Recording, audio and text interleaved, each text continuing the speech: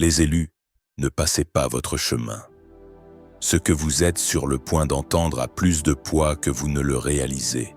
Avant d'aller plus loin, prenez une lente respiration et invitez l'Esprit Saint à apaiser vos cœurs. Ceci n'est pas un divertissement, c'est un moment de discernement. Ce n'est pas seulement une histoire de connexion brisée, c'est un repositionnement divin. Le silence que vous lui avez donné n'était pas un rejet, c'était une révélation. Et ce qu'elle n'attendait pas, c'est que le Créateur utilise ce silence pour exposer tout ce qu'elle essayait de cacher. Écoutez-moi avec un cœur de berger. Ce message n'est pas destiné à vous rendre fier, amer ou cruel. Il est là pour vous guérir, vous fortifier et vous garder pur afin que vous n'emportiez aucun ressentiment dans votre prochaine saison. Elle pensait pouvoir contrôler le récit en partant la première, mais quand vous n'avez pas couru après elle, quand vous vous êtes tenu dans votre dignité donnée par le Créateur, quelque chose s'est brisé en elle. Ce silence est devenu un miroir qu'elle n'a jamais voulu affronter. Maintenant, elle lutte avec son propre reflet, murmurant votre nom comme si c'était à la fois une malédiction et un cri de guérison. Soyez tranquille et sachez que je suis le Créateur. Psaume 46, 10. Élus, si vos poitrines ont été serrées, si vos nuits ont été lourdes, si vous avez demandé au Créateur « Avons-nous eu tort de nous taire ?» Ceci est votre rappel. Le Créateur peut utiliser la retenue pour protéger un cœur tendre. Elle a dit aux autres qu'elle vous avait coupé les ponts, mais en vérité, elle était stupéfaite que vous ne soyez pas revenu en rampant. Dans son esprit, vous étiez censé supplier, implorer, vous effondrer, mais vous êtes resté ferme. Et c'est à ce moment-là que les chaînes qu'elle avait autrefois enroulées autour de vos âmes ont commencé à se briser. C'est pourquoi elle est en colère. C'est pourquoi elle s'effondre. Parce que le pouvoir qu'elle détenait autrefois est parti, et elle le ressent. Mais ne vous précipitez pas vers des conclusions. Faites une pause et discernez. Votre silence produit-il la paix, la pureté et la clarté? Ou nourrit-il l'orgueil et le désir de punition? Car le silence du ciel n'empoisonne jamais l'âme, il la guérit. Elle traverse des cycles de rage, de déni, de regret, rejouant chaque mot que vous avez dit, chaque silence que vous avez maintenu. Mais il y a quelque chose qu'elle a juré de ne jamais vous laisser savoir. Au fond, elle le regrette. L'orgueil ne la laissera pas le dire, mais le ciel voit ce que les lèvres ne confesseront pas. Et même si elle ne vous avoue jamais rien, vous n'avez pas besoin de sa confession pour être libre. Votre liberté est ancrée dans le Créateur, pas dans ses excuses. Ne vous laissez pas tromper par son feu. Ce n'est pas de la force, c'est de la panique. La panique d'avoir perdu la seule chose qu'elle ne s'attendait jamais à perdre, votre absence. Et cette absence est plus bruyante que n'importe quelle dispute. C'est ce qui l'a fait arpenter la pièce la nuit, rejouant vos dernières paroles, se demandant comment vous êtes devenu si fort sans elle. Mais ceux qui espèrent en l'Éternel renouvellent leur force. Ésaïe 40, 31. Et vous avez attendu. Vous avez laissé le Créateur faire la guérison. Vous n'avez pas couru après elle. Vous n'avez pas supplié. Et maintenant, celle qui pensait détenir le pouvoir est en pleine spirale. Elle est tentée par les souvenirs, par le silence, par la vérité qu'elle a essayé de cacher derrière des performances. Elle a dit à quelqu'un récemment « Je ne supporte pas le calme. Je ne pensais pas qu'il deviendrait aussi inébranlable. » Ces mots n'étaient pas de l'orgueil. C'étaient les dernières lueurs d'un contrôle qui s'éteignait. Car lorsque vous êtes parti, vous n'avez pas seulement quitté la pièce. Vous avez pris le scénario qu'elle écrivait et vous l'avez déchiré. Maintenant, elle vérifie discrètement, à plusieurs reprises, via des amis communs, via des comptes secondaires, lors de défilements nocturnes qu'elle prétend insignifiants, mais le ciel voit tout.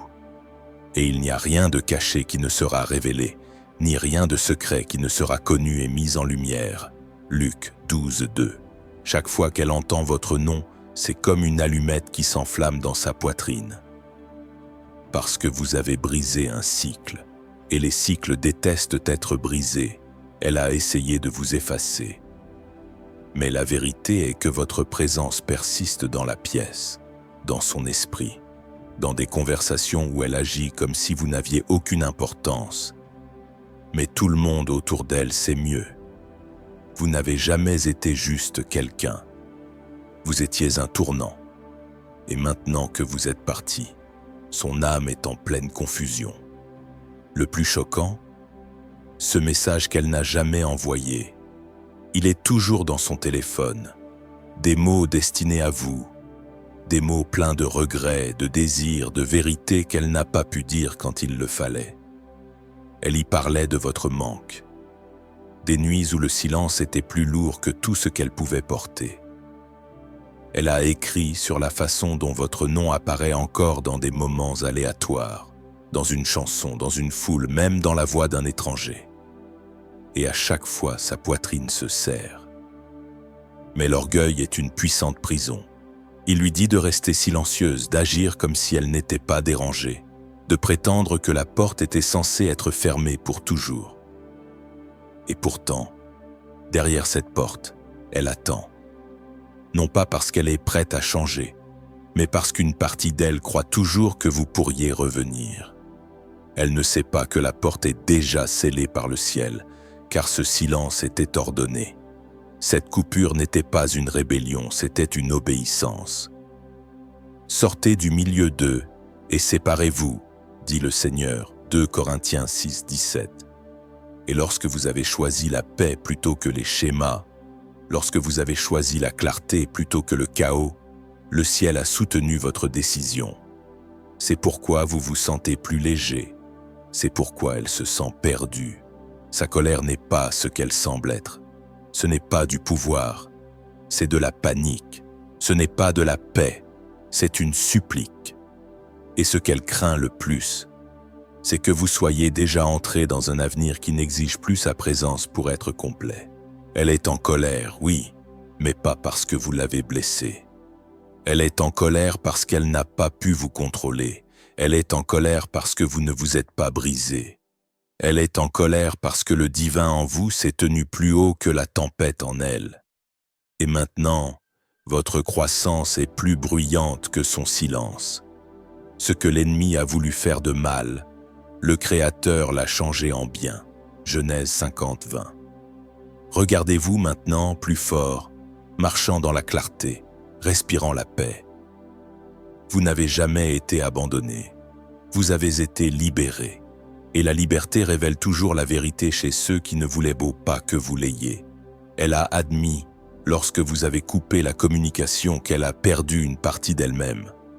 Elle ne vous le dira pas en face, mais elle a dit à d'autres « J'ai l'impression que quelque chose en moi s'est brisé quand ils se sont tus. » Et tandis qu'elle couvre cette rupture avec l'orgueil, le ciel sait mieux.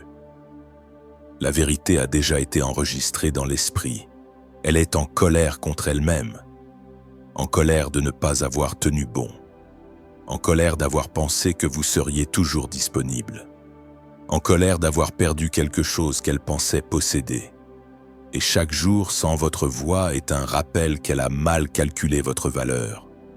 Elle s'attendait à ce que vous vous effondriez, mais au lieu de cela, vous avez conquis.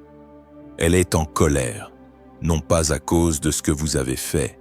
Elle est en colère à cause de ce que votre silence l'a forcée à confronter, que vous détenez une partie de son cœur qu'elle ne peut pas récupérer. Vous étiez le miroir qu'elle utilisait pour se comprendre, et maintenant, sans lui, elle est perdue dans le silence. Couper la communication l'a forcée à faire face à quelque chose qu'elle avait longtemps nié, sa propre dépendance. Et maintenant, elle est piégée entre deux vérités. Vous lui manquez et elle ne peut pas l'admettre. Alors sa colère grandit, son silence s'approfondit. Mais ne confondez ni l'un ni l'autre avec la liberté, car ce qu'elle ressent vraiment, c'est du regret. Les élus, maintenant que le voile a été levé et que la vérité a été révélée, prenez une profonde respiration et laissez cette vérité s'installer dans vos esprits. Votre silence n'était pas un rejet, c'était une redirection. Ce qui ressemblait à une absence était une protection. Ce qui ressemblait à une perte était une libération. Le ciel a orchestré votre distance non pas pour blesser, mais pour guérir, non pas pour isoler, mais pour élever. Ce n'était pas seulement une rupture, c'était une percée. Et maintenant, alors que le rideau tombe sur ce qui était, vous êtes invité à quelque chose de bien plus grand. La paix sans excuse, la guérison sans délai, et le but sans permission. Laissez ce moment vous ancrer. Rappelez-vous que toutes les blessures ne sont pas à vous d'expliquer. Tout silence n'exige pas de défense, et toute histoire inachevée ne mérite pas de suite. Il y a des moments où la chose la plus sainte que vous puissiez faire est de vous éloigner en paix et de faire confiance au fait que ce qui se déroule derrière vous n'est pas votre fardeau à porter. Vous n'êtes pas obligé de réparer le cœur qui a essayé de briser le vôtre. Vous n'êtes pas appelé à vous diminuer pour que quelqu'un d'autre se sente en sécurité. Votre seule responsabilité maintenant est de protéger ce que le Créateur a restauré en vous. Votre silence n'est pas seulement une fin, c'est le début du pouvoir. Et votre éclat ne fait que commencer. Maintenant, faisons une prière de clôture. Père Céleste, nous nous présentons devant toi non pas dans la faiblesse, mais en pleine conscience de ta force. Nous vous remercions pour le silence qui nous a protégés. Les portes que tu as fermées n'étaient pas des rejets, mais des redirections. Nous déclarons maintenant que ce qui était perçu comme un abandon était en réalité ta main, retirant toute influence qui n'était pas envoyée par toi. Nous demandons maintenant, ô Créateur, la force de continuer à marcher dans la clarté. Que notre silence reste sain, qu'il résonne non pas d'amertume, mais d'audace, qu'il porte non pas l'orgueil, mais la paix. Rappelle-nous, Seigneur, que toutes les batailles n'ont pas besoin de notre voix. Parfois, la réponse la plus puissante est l'absence de réponse. Car tu es notre défenseur, notre vengeur et notre témoin, Père. Nous te confions ceux qui ont mal compris notre silence. Nous les libérons non pas parce qu'ils le méritent, mais parce que notre destinée ne peut se permettre de porter le poids du ressentiment. Guéris leur cœur d'une manière qu'ils ne comprennent même pas. Laisse-les rencontrer ta grâce même dans les endroits qu'ils ont essayé de cacher. Et pour les endroits en nous qui souffrent encore, nous t'invitons à y entrer. Touche les blessures, Seigneur. Guéris les souvenirs. Que pas une once de douleur ne soit gaspillée mais réorientée pour ta gloire. Rétablis notre identité. Rappelle-nous que notre valeur n'a jamais été liée à leur attention mais ancrée dans ton affection. Nous déclarons maintenant que nous ne pleurerons plus les portes que tu as fermées. Nous ne choisirons plus l'hostilité mais la guérison. Nous choisissons ton silence plutôt que leur voix. Et nous choisissons nous-mêmes la version que tu as rachetée, restaurée et révélée. Que notre éclat reste la preuve de ta gloire. Que notre paix soit la preuve que nous t'avons choisi en premier. Et que le silence que nous avons maintenu soit couronné de force divine. Nous avançons, nous sommes libres et nous marchons sans crainte. En ton nom puissant, nous avons ainsi prié. Amen.